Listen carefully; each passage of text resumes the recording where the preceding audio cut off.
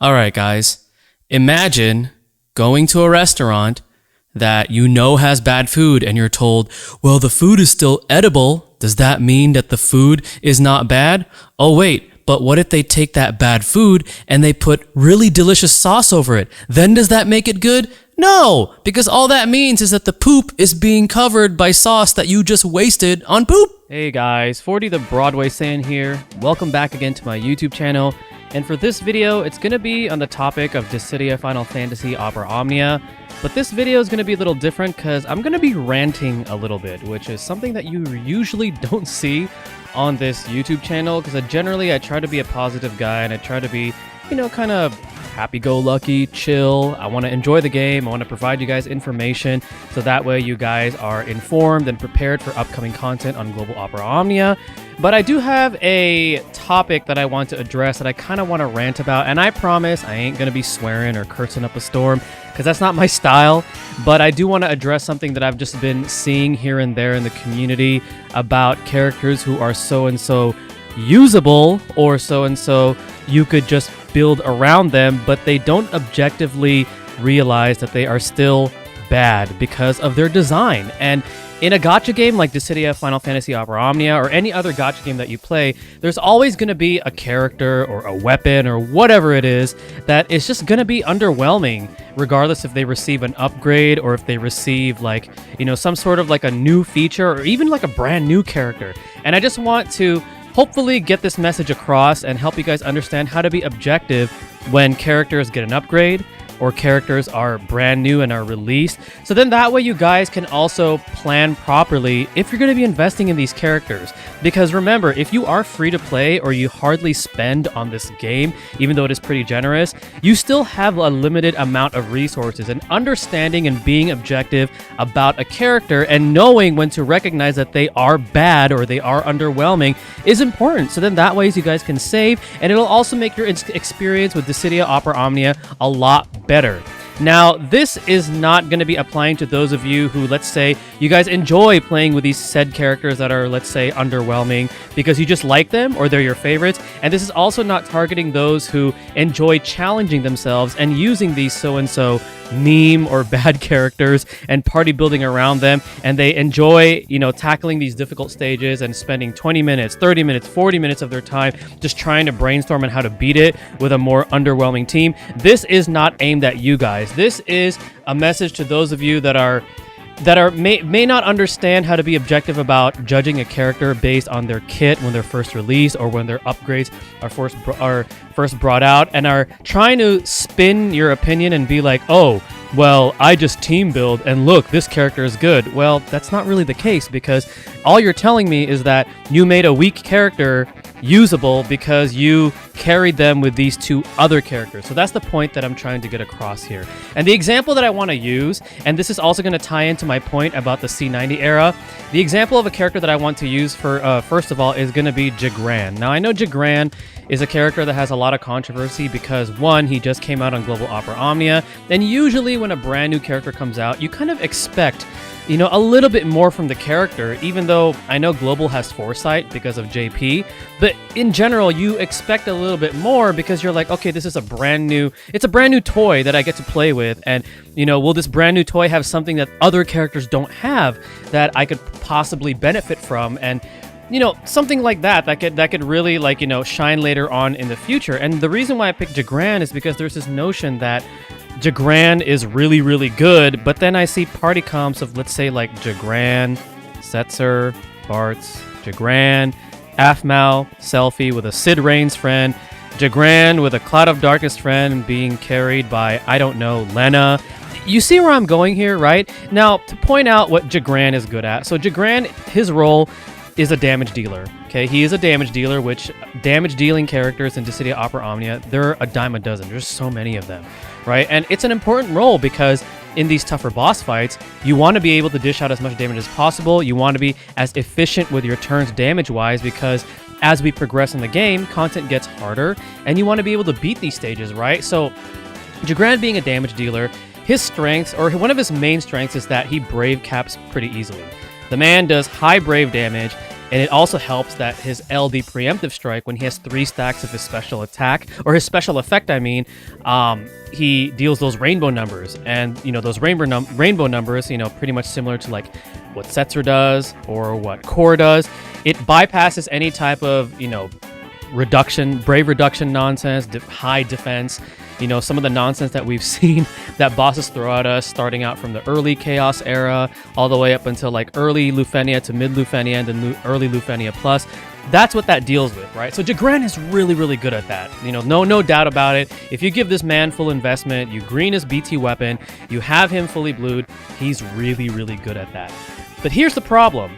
Despite the fact that he brave caps often, he does not have a lot of HP dumps. And this is the problem with this character. And this is the reason why I'm using him as an example of being objective when you are judging characters that either first get an upgrade or first come out.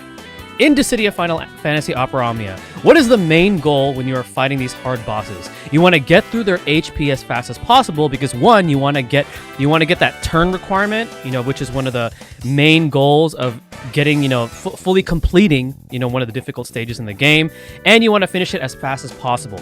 Now, when you're taking a damage dealer, do you want something more efficient generally, or do you want something that's not as good and you have to work 10 times, 5 times, 20 times as hard just to make them work?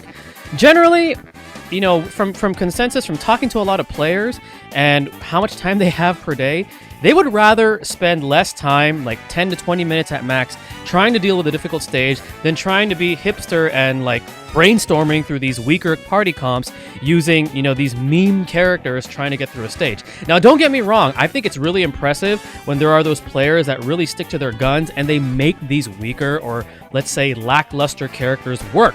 I really think that's impressive, and I want to show a lot of respect for you guys because you guys have the time to do that, and it really shows that you guys are skilled and you're able to make these characters work, you know, with proper team building.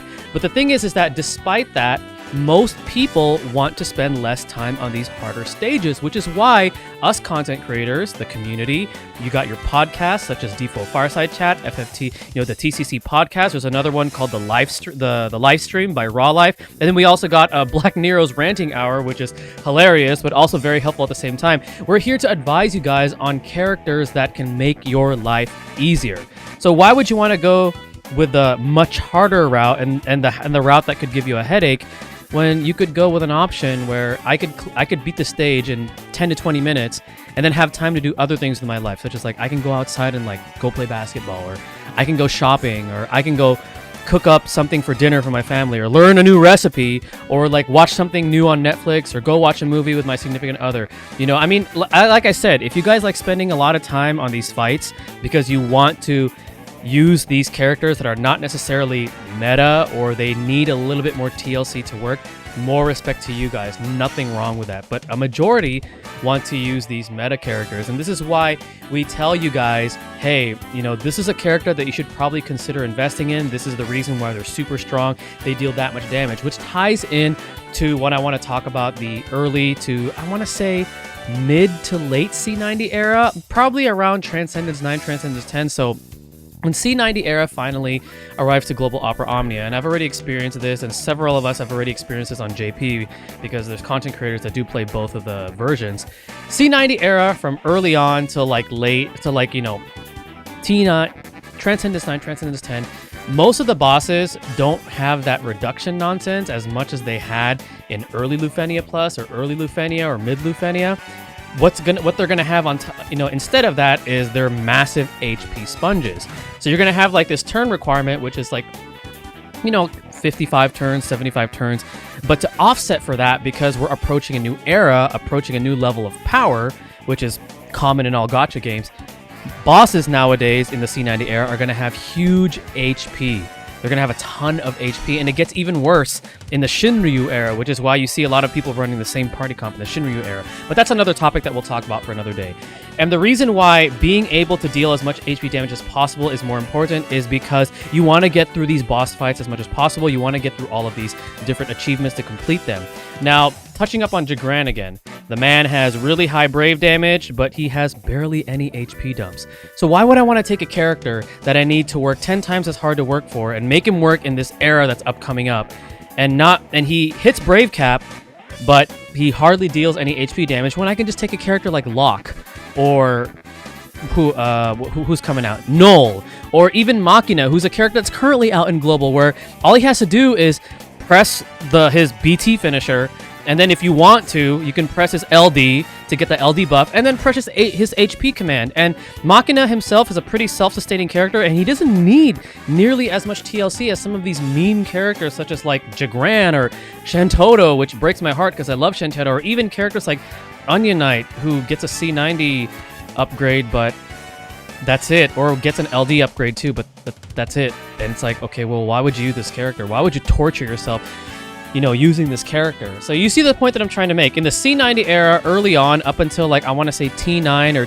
Transcendence 10, bosses are more so HP sponges, and most characters have no problem brave capping. So the whole idea of like, oh, brave capping is needed, it's not really a problem in the C90 era, because you have Ultima weapons, you have the level 85 the C85 C90 passives to really rack up and amp up your damage. You have so many different ways to be able to hit brave cap that it becomes more important to deal as much HP damage as possible. And when it comes to your damage dealers, you want to look at how many HP dumps they're doing, because the more HP dumps they do, the more damage you're dealing overall, and the more efficient you can be. And this ties in again with the whole being objective about when you look at a character's kit, you have to understand, whether or not, yes, they're good at this, but they're also really bad at this, or their design is just obviously flawed and it's really difficult to make them work. Can you make them work? Absolutely, but you have to party build around them. So that's the message that I just want to get across in this so-called rant. I know I probably was really tame, because I was a little triggered with a specific post that I saw this morning, but at the same time I was like, I think I'm gonna ease on it, just because I don't want to come across as like, oh man, 40's taking this game too seriously. It's just a mobile game. I know it's just a mobile game, but my channel and all the other channels out there that cover Dissidia content, we're here to help you guys out, and we want you guys to make the best educated decision when you're pulling for these said characters, and understand when a character is bad, or when a character is a meme, or when a character is absolutely fantastic. And also understand that usable, or I can make them work, doesn't mean that they're not bad. They're still bad regardless. Even if you can make them work, all that you're proving is that you're working 10 times as hard when you can put in a lot less effort and achieve the same goal with less amount of time. So hopefully my message comes across okay.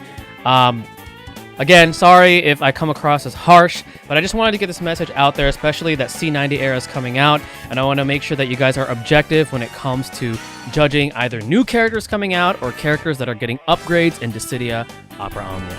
This is 40 the Broadway Saiyan signing out. Thank you again for watching. Mahal, everyone.